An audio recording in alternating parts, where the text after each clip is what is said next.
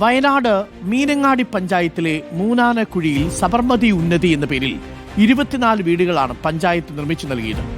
6 മാസങ്ങൾക്ക് മുൻപ് പണി പൂർത്തിയാക്കി എല്ലാ സൗകര്യങ്ങളും ഒരുക്കി അധികൃതർ ഉപഭോക്താക്കൾക്ക് വീടും കൈമാറി. ഉന്നതിയിലേക്ക് കുടിവെള്ളത്തിനായി സമീപത്തെ വയലിൽ കിണർ കുഴിച്ചത് അശാസ്ത്രീയമായിട്ടാണ്.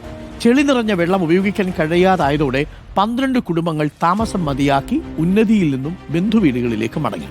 ആദ്യം നമുക്കതൊന്ന് കണ്ടുവരാം. എന്താണ് ഇവിടെ സംഭവിച്ചത്? എന്താണ് പല സർക്കാരിന്റെ പദ്ധതികളും ഗുണഭോക്താക്കളുടെ കൈകളിൽ എത്തുമ്പോഴേക്കും ഇങ്ങനെ ആയിത്തീരുന്നത്? കണ്ടുവരാം.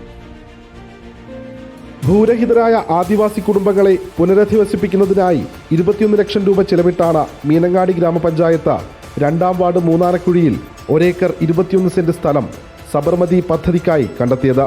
സംസ്ഥാന വിഹിതവും ജില്ലാ ഗ്രാമപഞ്ചായത്തുകളുടെ വിഹിതവും ഹഡ്കോ ധനസഹായവും ഉപയോഗിച്ച് വീടുകൾക്കായുള്ള തുക കണ്ടെത്തി.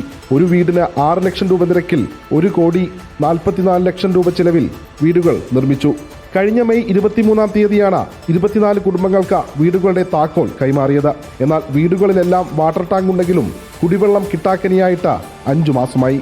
നഗറിനടുത്ത് കുടിവെള്ളത്തിനായി പഞ്ചായത്ത് കിണർ കുഴിച്ചെങ്കിലും വെള്ളമെടുക്കാൻ സൗകര്യമില്ലാതായതോടെ പാതി കുടുംബങ്ങൾ പിന്നീട് ബന്ധുവീടുകളിലേക്കും വാടക വീടുകളിലേക്കും മാറി.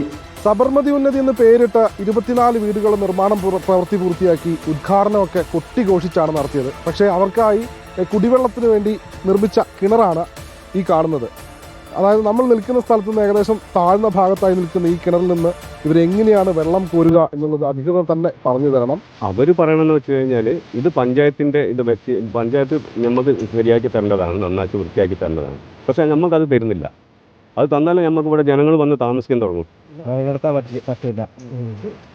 ഈ കുഴിയാണ്, ഈ കുഴിയിൽ ഞങ്ങൾ എങ്ങനെ വളർത്തും? നഗറിനടുത്തുള്ള സ്വകാര്യ ഭൂമിയിലെ നീർച്ചാൽ കുഴിയാണ് കുടിവെള്ളത്തിനായി ഇപ്പോൾ ഇവരുടെ ഏക ആശ്രയം. വന്യമൃഗങ്ങളുടെ സാന്നിധ്യമുള്ളതിനാൽ പലർക്കും പകൽ പോലും വരാൻ ഭയമാണിവിടെ.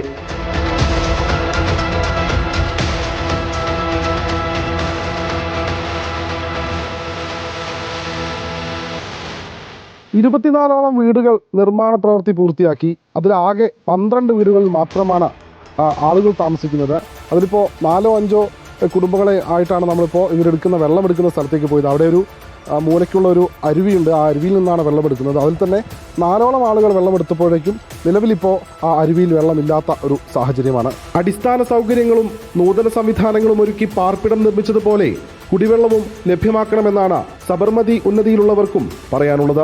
ഞങ്ങൾ പണി കഴിഞ്ഞ് വന്നിട്ട് മേലെ കൊല്ലി പോയിട്ട് ആണ് വെള്ളം കുടിക്കാനുള്ള വെള്ളം കൊണ്ടുവരുന്നത്, അലയ്ക്കാൻ പോകുന്നതും വെള്ളത്തിനും ഭയങ്കര ബുദ്ധിമുട്ടാണ്. ഞങ്ങൾക്ക് വെള്ളം വേഗം കിട്ടണം, വീട് കിട്ടിയതുപോലെ തന്നെ വെള്ളം വേഗം കിട്ടണം, അത്രേ ഉള്ളൂ. ഉദ്ഘാടന ചടങ്ങ് നടത്തി പൊടിയും തട്ടിപ്പോയ മന്ത്രിയോടും മീനങ്ങാടി പഞ്ചായത്ത് അധികൃതരോടും ഞങ്ങൾക്കൊന്നേ പറയാനുള്ളൂ.